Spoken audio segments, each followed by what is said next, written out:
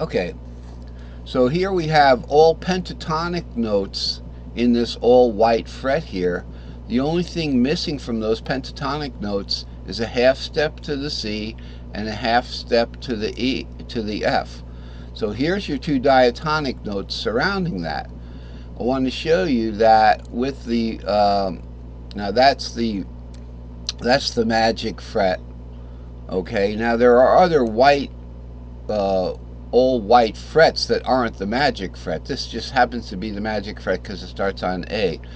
So with A, a fourth away from that, 1, 4, 5. 1, 4, 5. We have D and E. So there's all white frets right there. We have a leading tone here and here. We have a leading tone here and here. And here's the all black fret. Now there's no other all black fret. So this is the pentatonic fret for G flat. You know.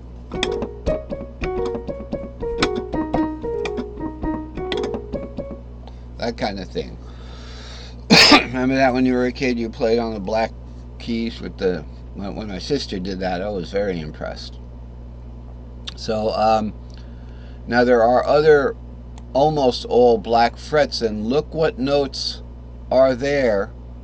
The ones that are the B and the F, and you're saying, oh, well, that's from the key of C. That's not from the key of G flat. But guess what? In G flat, the fourth of G flat is B. So here's the B flat, here's the B.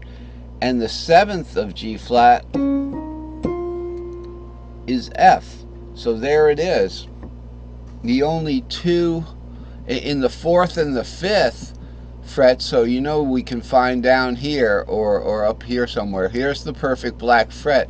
Its fourth and fifth are up here again, and the only white keys there are its fourth and seventh. So that's very interesting. We find that the key of C and the key of G flat are like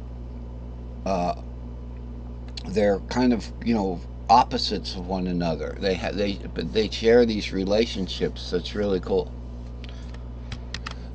Now, just a little mention here. I'm trying to teach you guitar. Hopefully, this will help you. If people already know it, they're welcome. But it's like a teacher. You know, when I was in 8th grade, we had a teacher who obviously knew more than the students. However, I would think to myself, you know, well, Mr. D can't control a class. I can. You know, because I had a little group of friends, you know.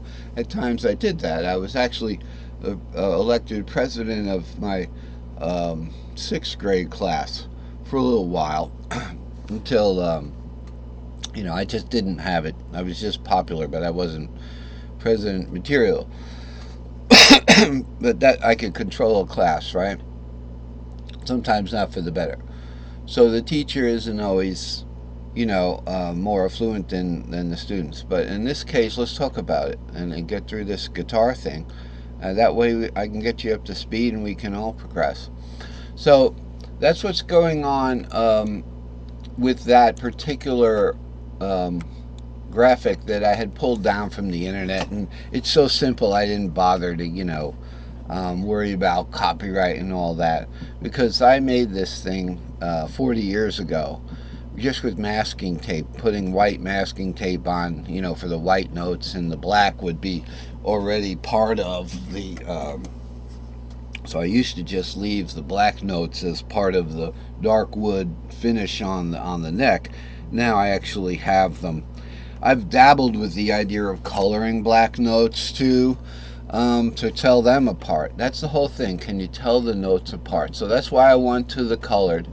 So once again, the last thing I want to show is, before we get into the meat of what's going on here, is that yellow is C, okay, and G is red, and I left F white. That was really only like, F was like the last thing, the last white note standing, because I used to have D and A DNA. I do have DNA, but I used to have D and A were also white, but now we find that I made D purple and A light blue, navy blue kind of thing for the B, and the last color would be E was green. So the E and the B had to have like a blue green color, you know.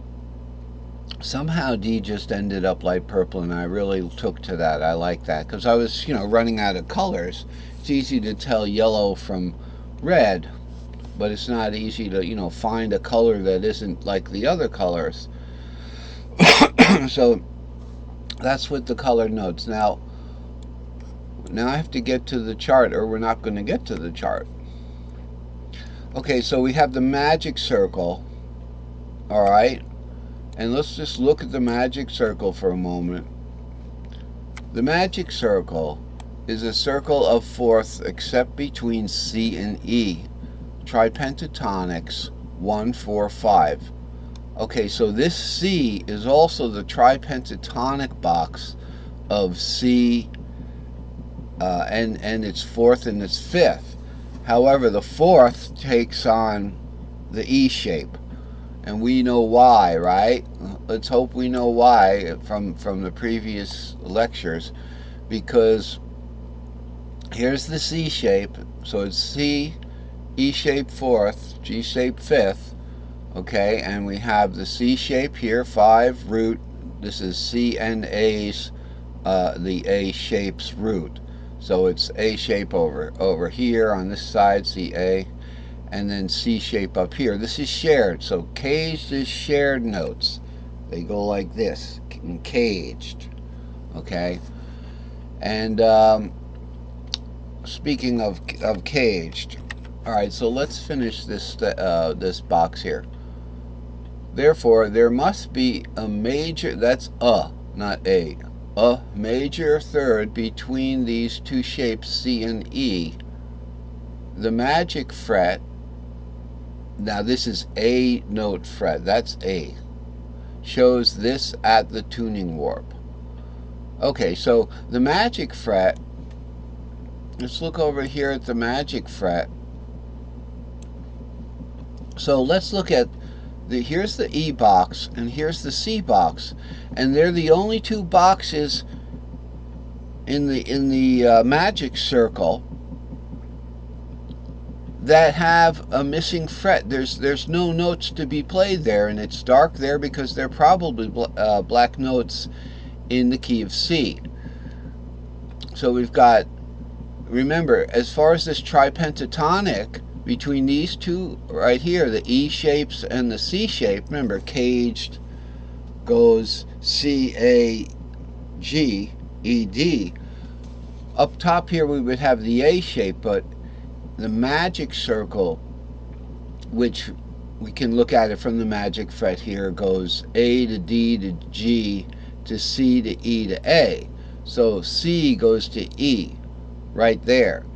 There's a missing fret here that's all accidentals, and that, I believe, what I set out to prove is that is direct consequence of this third right here, root going to the third, because of the tuning warp. So the other shapes, this is caged. Let's keep going up. I'm going to do this gently so we don't get motion sickness or whatever. So with C right here, this is the C pentatonic box, all right, the tripentatonic box. Excuse me. I think it's when I'm looking up at the screen that it's like tuck your chin and cough kind of thing. It's happening in reverse. So that's the C box right there, and directly adjacent to it, magic circle is adjacent boxes. They're adjacent except for